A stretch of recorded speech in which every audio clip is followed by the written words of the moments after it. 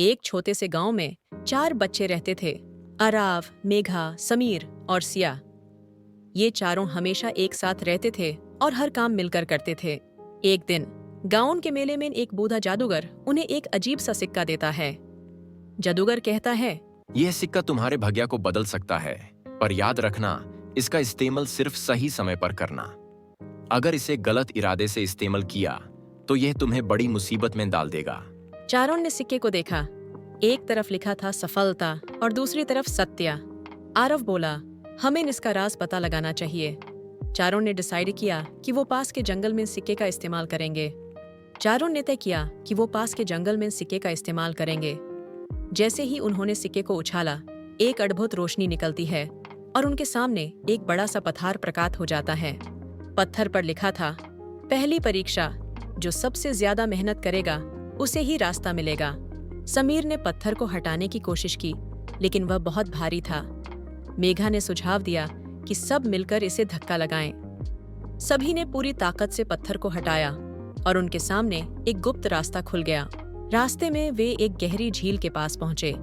वहां एक नाव थी, लेकिन नाव में जगह केवल 2 लोगों के लिए थी। झील के किनारे लिखा था, दूसरी परीक्षा, जो बलिदान देगा वही पार होगा। सिया और आरव ने तय किया कि वे झील के किनारे रुकेंगे और मेघा और समीर को पहले जाने देंगे।